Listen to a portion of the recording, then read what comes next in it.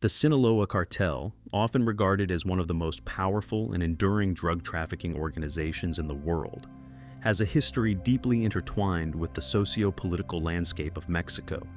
Its origins, rise to power, and influence on the global drug trade are rooted in a complex web of alliances, rivalries, and innovative drug trafficking strategies.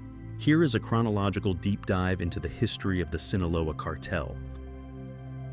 The Sinaloa Cartel's roots can be traced back to the dissolution of the Guadalajara Cartel in the late 1980s. The Guadalajara Cartel, led by Miguel Ángel Félix Gallardo, was the dominant drug trafficking organization in Mexico during this period. When Gallardo was arrested in 1989, his empire fragmented, leading to the creation of several splinter groups. Among these, the Sinaloa Cartel emerged, co-founded by Héctor Luis Palma Salazar, Joaquín El Chapo Guzmán, and Ismael El Mayo Zambada. In the 1990s, the Sinaloa Cartel began to establish its dominance. Joaquín El Chapo Guzmán, a former lieutenant of the Guadalajara Cartel, played a crucial role in this process. Guzmán was known for his logistical genius and ruthless tactics, which enabled the cartel to control major drug trafficking routes. The cartel innovated by constructing extensive tunnel systems under the US-Mexico border, facilitating the smuggling of cocaine, heroin, methamphetamine, and marijuana. During this period, the cartel also formed strategic alliances with Colombian cartels, securing a steady supply of cocaine. They diversified their operations, investing in legitimate businesses and corrupting law enforcement officials, which helped in laundering drug money and protecting their interests. The Sinaloa Cartel's influence expanded significantly in the 2000s. They adopted advanced technology for communication and logistics, using encrypted messaging systems and sophisticated smuggling methods. This era also saw the cartel's deep involvement in synthetic drugs, particularly methamphetamine, which they produced in large quantities in clandestine labs across Mexico. One lesser-known aspect of their operations is their involvement in human trafficking and exploitation. The cartel used its extensive network to traffic not only drugs, but also people, exploiting vulnerable populations for labor and sex trafficking. Guzmán's life became emblematic of the cartel's brazen operations. In 1993, he was arrested in Guatemala and extradited to Mexico, where he was sentenced to 20 years in prison. However, in 2001, Guzmán escaped from a high-security prison, reportedly in a laundry cart, showcasing the cartel's ability to infiltrate and corrupt prison systems.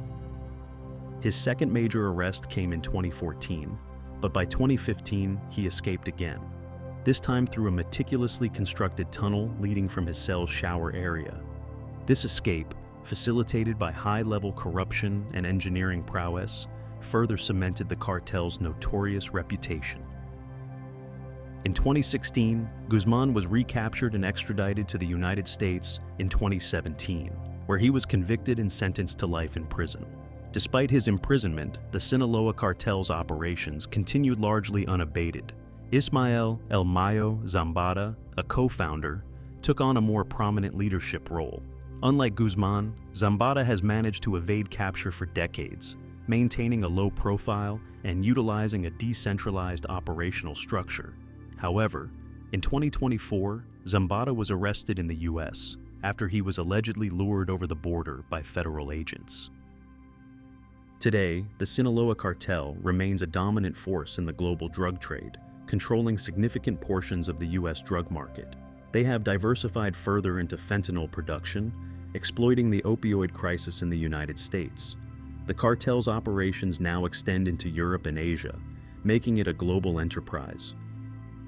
One of the lesser-known facets of their operations is their involvement in the avocado industry. The cartel has been implicated in blood avocado farming, where they extort local farmers and control production to launder money and expand their economic influence. In addition to their notorious criminal activities, the Sinaloa Cartel has also been involved in some surprising and less publicized ventures. For instance, they have invested in real estate and various legitimate businesses, using them as fronts for their illegal operations. They have also been known to use submarines and drones to transport drugs, demonstrating their ingenuity and resourcefulness. Another interesting fact is the cartel's involvement in local politics. They have been known to influence elections and have had a hand in the appointment of local officials, ensuring that their operations can continue with minimal interference. This deep entanglement with local governance highlights the challenges faced by Mexican authorities in combating the cartel's influence. The Sinaloa cartel's history is not just a story of crime and violence, it is also a narrative of power, influence, and the complexities of the global drug trade. Understanding this history is crucial for addressing the ongoing challenges posed by such powerful criminal organizations. What do you think is the best move for the Mexican government in this situation? Let us know in the comments. Also be sure to like and subscribe if you enjoyed this video and would like to see more on criminal organizations around the world.